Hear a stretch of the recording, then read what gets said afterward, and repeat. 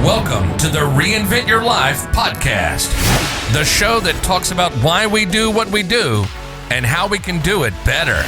Welcome to the Reinvent Your Life podcast. My name is Chaz Molesky, and today we are going to talk about problems and how to overcome problems and what problems look like in your life so you can start identifying what's presenting as an obstacle or a challenge or something you have to get over to move forward, and then what else is just a minor inconvenience.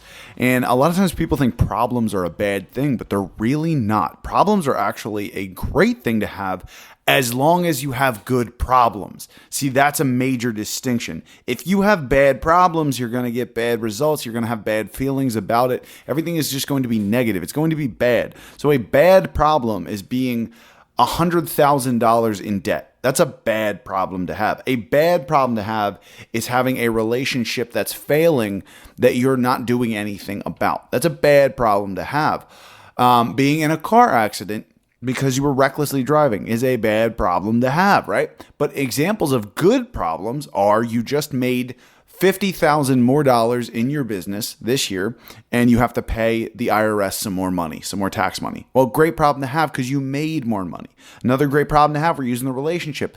You're having an argument, you're with your spouse and something's going wrong, and you use that as an opportunity to grow together so that every argument that you have in the future just gets derailed or it gets put into a constructive conversation that actually helps you to grow. See, that's a good problem to have. It's a good way of looking at your problems.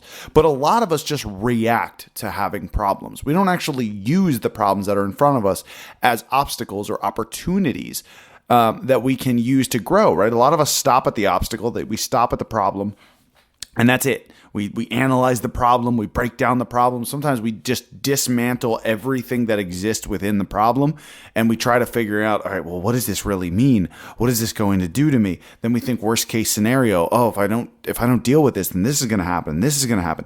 And that causes us to just retreat. We start to stop moving forward and we start to focus intensely on the problem instead of the solution. So here's the deal with problems, all right? Problems are a source of stress. They're always going to present a source of stress, and you're always going to have problems. It is ridiculous. And if you ever hear anybody talk about this and say that you could just magically get rid of your problems all in one day, or you can all of a sudden become problem-free, it's just a marketing technique. You cannot become problem-free. But you can level up your problems. You can get better problems, and that's what the game is all about. So, according to the APA, right, adults rate their average stress level as a 5.1 on a 10-point scale, which is right in the middle. And it's not that hard to understand why they give that rating. If you really think about that, if you were asked that question, if I were to ask you, hey, on a scale of 1 to 10, 10 being completely stressed out, 1 being not stressed at all, where would you say you are? Most of you would fall between a 4 and a 6. And you would fall in that category because that's the safe zone, right? In that area, in that little category, 4 to 6, that's safe enough for it to not be too bad, but it's also not that great, right? It's just enough. It's just okay. So yeah, I mean, I got some stress, but I'm not hurting too bad, right? We start justifying it. It's the safe zone to be in. If you give that answer, there's not a lot I can do with that. There's not much furthering that conversation because you're right there in the middle, right? It's not too bad. It's not too great, but it's just enough. I'm okay. I'm doing all right. Everything's okay. You know, that's where we live. We live in the okay zone. So if we're rating it on a scale of 5.1 out of 10, if we're right in the middle, if that's the average, the American average there, if that's the case, what that really means is most likely it's 2 points in the higher direction. So people are really pushing a 7, maybe even closer to an 8 on their stress level, but they're going to knock it down to a 5 because it makes them feel better about the stress levels. It's a safe area to be in. There's not a much deeper conversation they expect to get into once they're right in the middle.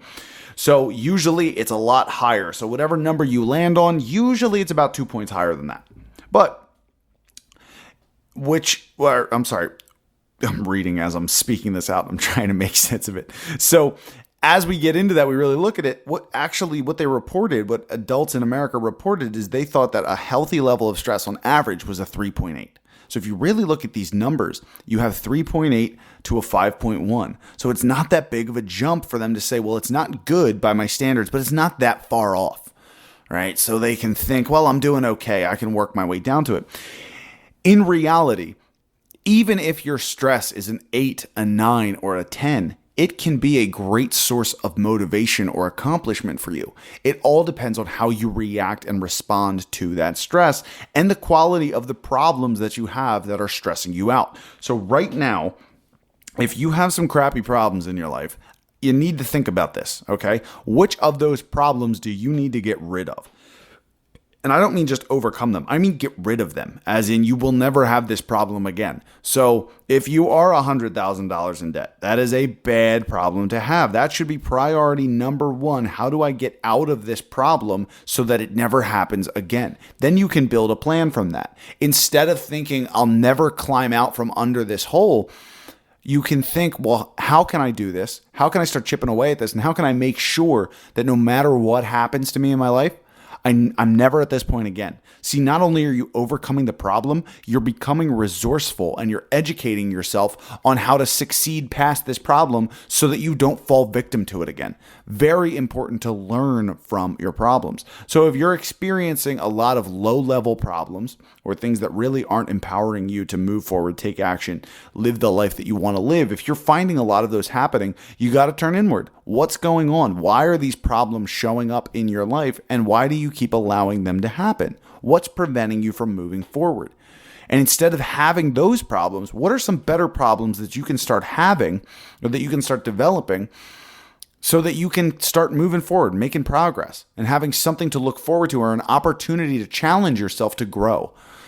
See, this is all about growth. That's what this game is all about. The game of life is just about growth. Whether that's massive growth or incremental growth or just little doses of growth here and there, does not matter. As long as we're moving forward, making progress, we start to feel the happiness factor.